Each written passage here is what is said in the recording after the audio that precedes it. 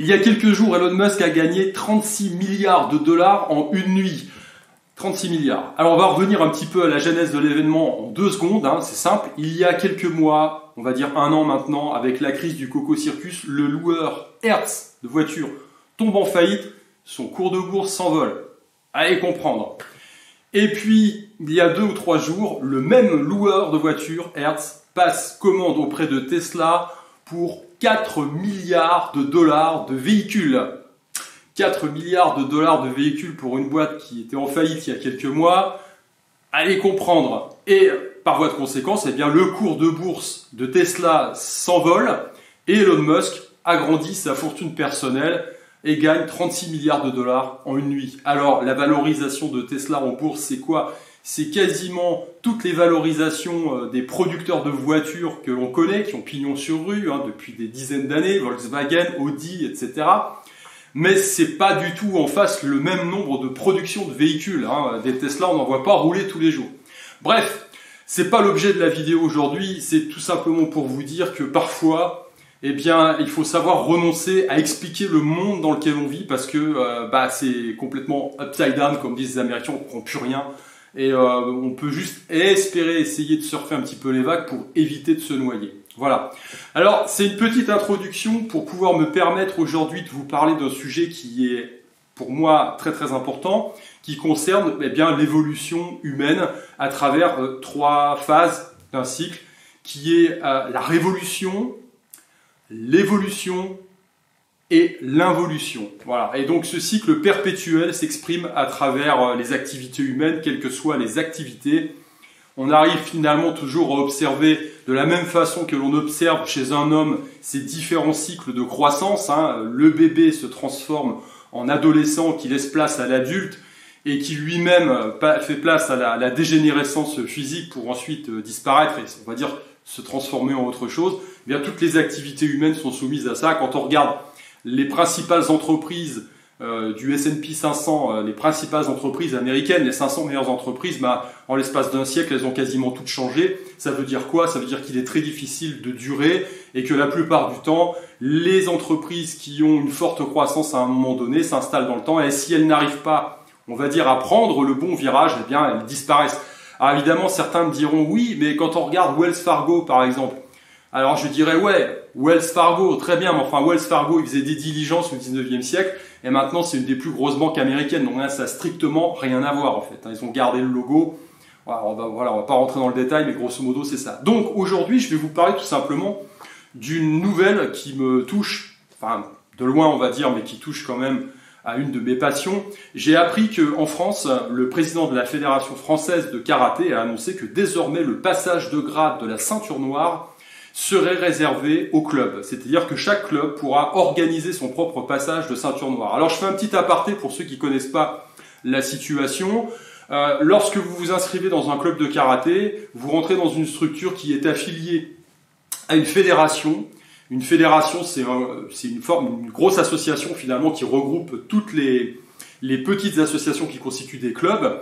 Et cette fédération a délégation de pouvoir de l'État pour organiser des grades, des compétitions qui ont valeur officielle. Voilà, parce qu'un grade ou un titre sportif, c'est protégé, tout le monde ne peut pas s'en arroger.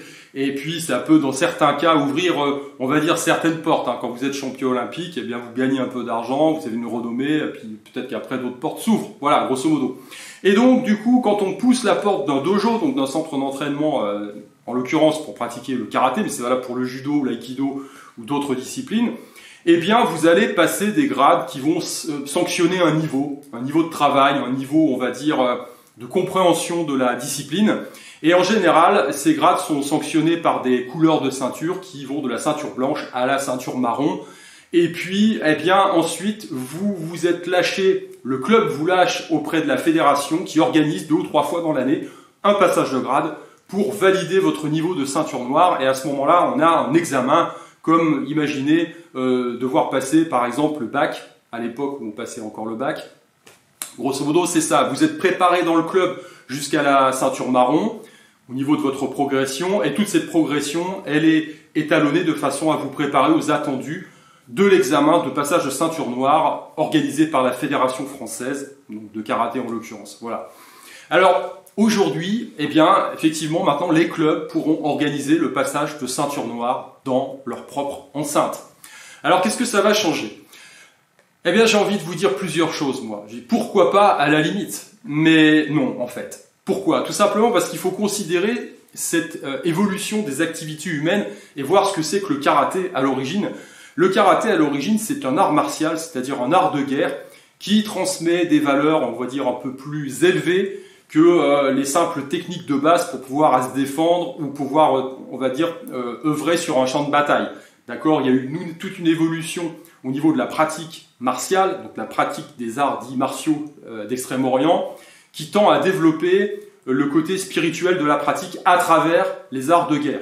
Donc on a toujours un équilibre un petit peu difficile à maintenir entre le côté purement efficace de la gestion de la violence brute et des techniques purement guerrières, et puis ce côté évolution personnelle et spirituelle qui fait que ce sont de véritables outils de connaissance de soi.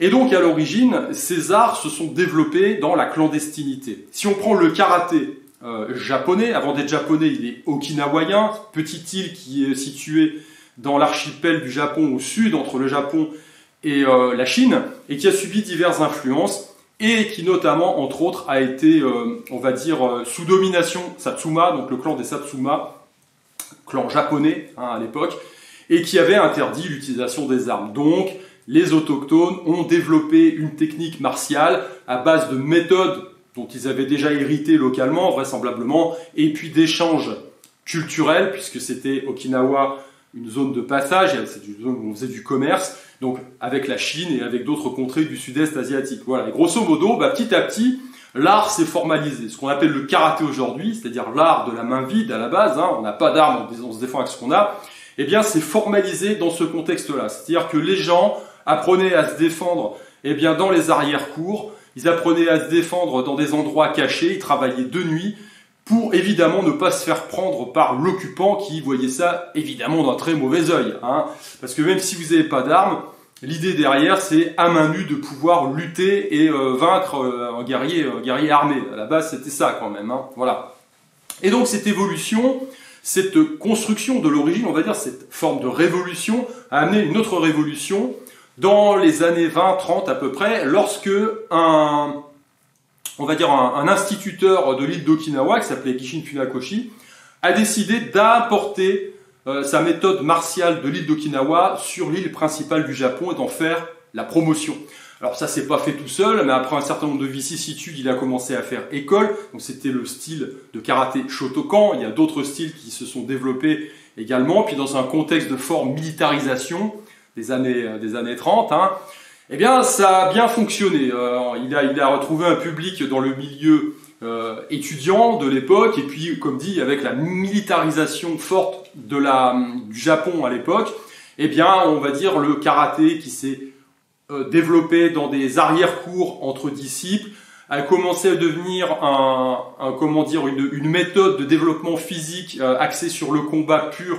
Une méthode qu'on enseigne à la masse, donc avec un nombre de pratiquants incroyable. Les techniques se sont simplifiées, se sont durcies. Et puis finalement, on a abouti petit à petit au développement sportif de la discipline, avec dans les années 60, au début des années 60, la première compétition officielle de karaté. Et puis avec le succès qu'on a connu dans les années 70, avec des gens comme Chuck Norris, comme Bruce Lee, qui ont popularisé finalement les arts martiaux d'origine asiatique. Karaté, kung-fu, enfin, toutes ces techniques, on va dire pied-point. Alors après, il y a eu d'autres évolutions ultérieures, mais grosso modo, on a eu le développement d'un karaté très sportif à ce moment-là, et on a à la base une forme de révolution où on a une technique qui est balbutiante, et puis qui se développe, qui se transforme, et dont les qualités intrinsèques font que, finalement, elle a une valeur qui va se développer dans le temps. Ensuite, on a après cette phase de révolution, on a une évolution, et puis là on tend vers l'évolution sportive. Et puis maintenant, on arrive à l'involution. Ah, voilà. Alors, pourquoi il y a involution? Tout simplement parce que les temps changent, et puis vu le développement de la discipline, ça c'est valable pour toutes les activités humaines, prenez la religion, c'est la même chose, eh bien, on a une mutation, on a une transformation. Grosso modo, le karaté se développe d'un point de vue purement sportif maintenant, puisqu'on va rechercher à gagner des compétitions, et donc le karaté se transforme en fonction des règles de la compétition pour gagner en compétition. Alors évidemment, ça convient plus ou moins à certaines personnes, et puis après, on a d'autres styles qui se développent. Et puis au cours de l'histoire récente que j'ai connue moi, eh bien, on a un engouement pour une discipline qui est martiale, qui est un truc de guerrier, etc. Et puis elle se développe, elle se structure, elle glisse progressivement vers un côté plus pédagogique. Et puis, comme il y a du clientélisme derrière, la compétition n'étant qu'une toute petite, infime partie pour les pratiquants. C'est une vitrine quelque part, on veut ratisser large, et puis parce que c'est du pognon derrière, tout simplement. Je veux dire, quand vous êtes un club, plus vous avez de gens qui se licencient, plus vous gagnez d'argent. Et puis quand on est une fédération sportive, on a tout intérêt à avoir un maximum de clubs et un maximum d'adhérents qui payent des licences. Voilà, donc il y a un côté un petit peu mercantile derrière, évidemment, c'est comme ça. Mais tout ça s'accompagne d'une perte d'essence, forcément. Et donc les gens qui étaient attirés à la base dans les années 70, on va dire par le côté guerrier, un peu bourrin, même moi quand j'ai commencé dans les années 80, fin des années 80, en compétition c'était ça tapait des fois. On avait des protections qui étaient limitées, on avait des mitaines en mousse qui faisaient 1 cm d'épaisseur. Moi je les ai gardées les miennes, il y avait encore du sang dessus, le mien, voilà. Et puis petit à petit, même si les techniques sont un peu frustres, il y a un esprit derrière, un esprit qui est lié à l'esprit guerrier. Et puis ça se perd au fur et à mesure. Et puis parallèlement à cette évolution technique, puisque les athlètes qu'on a aujourd'hui nous font des trucs incroyables, on est plus dans le jeu à ce moment-là, le jeu sportif, on doit marquer des points. Parallèlement à cette évolution sportive, des qualités athlétiques et on va dire techniques liées aux exigences de la compétition et des règles de la compétition, on a une perte d'essence parce que l'esprit derrière n'y est plus. Voilà, vous n'avez plus des gens qui montent comme dans les années 70 sur un tatami avec l'esprit samouraï en se disant je lui mets une prune, je le traverse, ou c'est lui qui me traverse. Maintenant, on a des gens qui bougent, qui sautillent dans tous les sens et qui cherchent à marquer des points. Voilà, on ne voit plus ce qu'on a vu dans les années 70-80 où les types se mettent face à face, sont relativement statiques. Voilà, il y en a un qui lui balance un coup de pied circulaire, l'autre bloque, il lui pète le bras, quoi. Voilà, deuxième coup de pied, il le fait valser dans le jury. Ça n'existe plus, c'est terminé. Voilà, donc la mentalité n'est plus la même. Donc il y a une perte d'essence à ce niveau-là, tout simplement. Et ça, moi, je l'ai vu aussi. J'ai vu mon évolution. Je veux dire, quand j'ai commencé le karaté, que j'ai passé ma ceinture noire, j'ai commencé dans un petit club, et donc après j'ai fait 2 autres clubs pour pouvoir avoir le niveau pour pouvoir passer ma ceinture noire. C'est pas les qualités qui manquaient, mais j'avais une technique qui était limitée, on va dire. Et puis petit à petit, quand on passe l'examen de ceinture noire, on passe dans une forme d'entonnoir avec d'autres pratiquants. On se confronte à d'autres personnes et d'autres clubs, parce que quand vous êtes dans votre club, vous pouvez être le meilleur de votre club, mais quand vous vous confrontez au monde, c'est plus pareil. Vous pouvez être le dernier dans un autre club, en termes de qualité. Voilà, donc ce brassage de population, il est important, parce que plus il y a de monde, avec cette perte d'essence, il faut conserver quand même des passages et des épreuves qui sont communes et qui vous mixent avec les autres pratiquants pour pouvoir vous jauger, pour pouvoir évaluer votre niveau, tout simplement. Et donc là, ce qui était valable avant, c'est-à-dire le fait avant on parlait pas de ceinture noire ou quoi, ok, ça n'empêche que on avait une relation de maître à disciple et le maître pouvait valider le niveau de l'élève. Alors à la base, dans le Japon ancien, ça se faisait par des niveaux, tout simplement, qui n'étaient pas des grades de karaté comme on connaît aujourd'hui sous forme de ceintures qui ont été calqués sur l'armée, mais on va dire des niveaux techniques et de conscience, tout simplement. Donc il y en avait que 3, le 3e étant atteint après des années de pratique, ou pas, parce que si vous n'avez pas les qualités, vous ne l'avez pas. Donc on a une forme de travail qui est différente. Là, vous pouvez effectivement vous faire reconnaître par votre maître, lorsqu'on est dans une relation de maître à disciple et qu'il n'y a pas cette notion mercantile derrière, évidemment. Maintenant, quand vous faites partie d'un club où vous avez 30 gugus et puis que vous tutoyez le prof, vous lui payez la licence, machin, etc., c'est pas pareil. Quand moi, j'ai fait passer des grades pendant des années dans mon club, il a fallu que je lutte aussi contre, entre guillemets, mes intérêts personnels, parce que parfois j'aurais eu intérêt à faire passer, il faudra que je vous raconte cette anecdote là un jour, j'aurais eu intérêt à faire passer un type avec qui je m'entendais bien pour qu'il devienne président, pour qu'on arrête de me casser les burnes de l'autre côté, et puis je l'ai pas fait parce qu'il n'avait pas le niveau, et j'ai privilégié son niveau technique pour qu'il progresse encore, parce que si je lui mettais pas le stop à ce moment-là, bah, il aurait cru qu'il était bon et puis il serait resté ceinture marron toute sa vie. Mais il l'avait mal pris sur le coup, hein, parce qu'il comprenait pas pourquoi je lui avais pas donné. Donc ça crée des clashs, forcément. Il y a le côté humain derrière ça. Il y a le prof qui peut avoir un intérêt à vous donner le grade ou pas, voilà. Mais ça se fait à d'autres niveaux. Hein. Au niveau des fédérations, c'est exactement la même chose. Mais en ouvrant ça au niveau du club, localement, eh bien, on va forcément faire perdre la qualité, le niveau, c'est évident. Mais j'ai envie de vous dire, regardez ce qui se passe aussi dans notre société. Hein. Je veux pas faire le vieux con, mais le bac version 2021, c'est pas le bac comme moi je l'ai passé en 89 et comme on le passait dans les années 60. Je pense que tout le monde est d'accord là-dessus. On voit bien que voilà, c'est plus du tout pareil. Donc évidemment, on a une perte en termes de qualité, en termes de niveau, hein, voilà, tout simplement. Donc il y a une involution, voilà. Et donc pour reprendre ma démonstration, évidemment, hein, avec l'évolution d'une discipline comme celle-là, au début, ça va intéresser des bourrins qui ont envie de se battre et de se tester dans une nouvelle discipline. L'image du karaté dans les années 70, c'était quelque chose de dur, hein. Après, on a eu la boxe américaine. Parce que les gens se sont, au fur et à mesure que le karaté évoluait vers quelque chose de plus pédagogique, on va dire, en attirant plus de monde, donc avec un public plus élargi, bah, c'était moins dur, hein, voilà.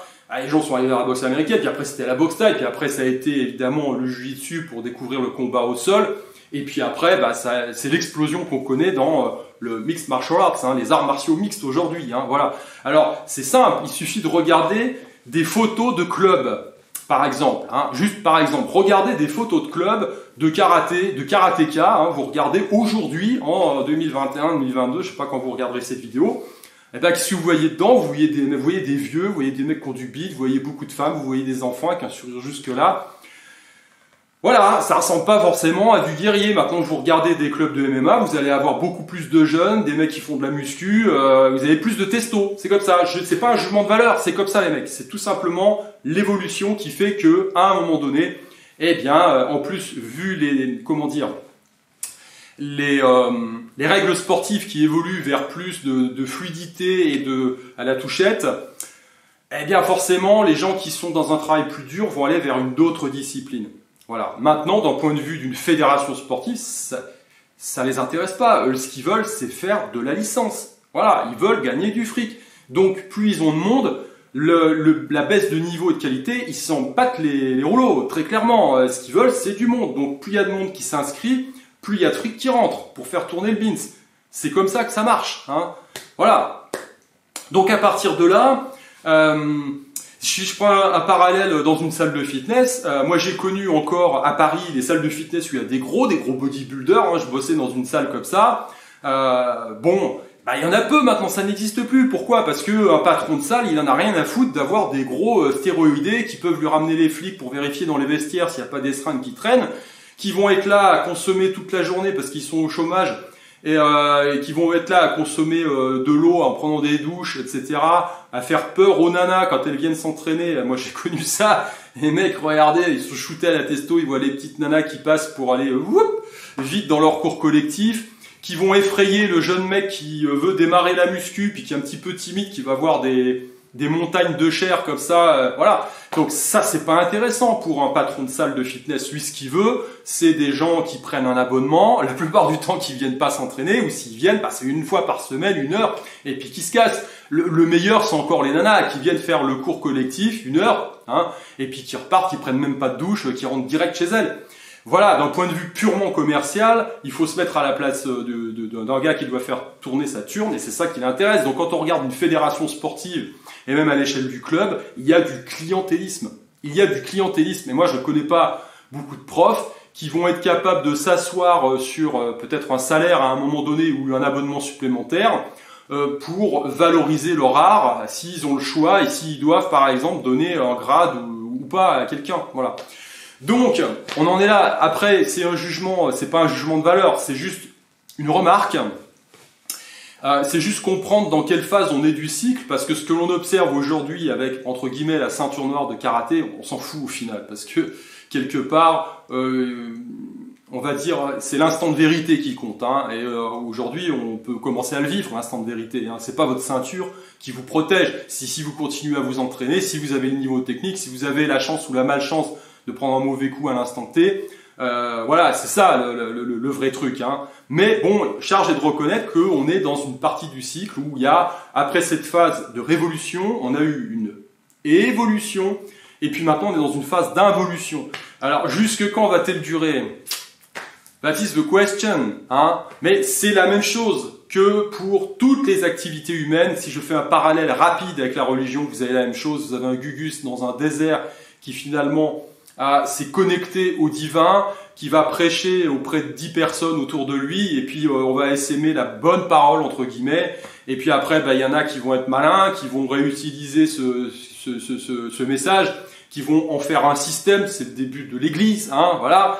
Et puis, dans un système qui va devenir de plus en plus gros, il va devenir hiérarchisé un maximum. Et puis, à l'intérieur, vous aurez des gens qui vont commencer à intriguer pour prendre la place, etc.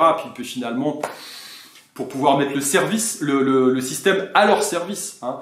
Et alors, on arrive à la fin du bout. Qu'est-ce qu'on peut voir comme relation, finalement, entre le message originel d'un type qui était pieds nus dans son désert et puis qui avait cette connexion avec le divin, et puis ce que c'est devenu aujourd'hui, une machine de guerre à brasser de l'argent. Je veux dire, voilà, on est très très éloigné du truc. Donc c'est pour ça, quand je vois l'évolution du karaté, je serais très très étonné de voir nos vieux maîtres du 19e siècle revenir aujourd'hui et observer ce qui se passe. Voilà, Maître Funakoshi par exemple, dans les années 50, qui a importé le karaté d'origine d'Okinawa à l'île principale du Japon, était contre la compétition sportive. Alors attention, hein, il y a des qualités à la compétition sportive. Moi, j'en ai fait beaucoup, d'accord. Maintenant, il faut faire attention. On est toujours sur le fil du rasoir. Personnellement, je le faisais pour me tester parce que j'ai pas l'occasion de me battre tous les jours dans la rue et c'est pas l'idée, c'est pas l'objectif. J'ai autre chose à faire de ma vie.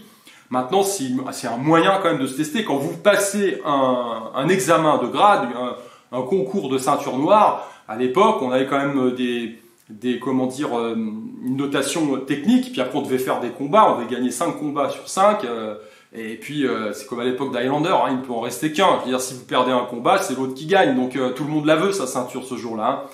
Et donc, quelque part, cette mise sous stress, cette épreuve, c'est quand même, on va dire, un petit pis-aller finalement par rapport à l'épreuve traditionnelle, puisque dans toutes les civilisations traditionnelles, on a le passage de l'enfance à l'âge adulte qui se matérialise par des tests comme ceux-là, hein, qui sont des rites de passage quelque part.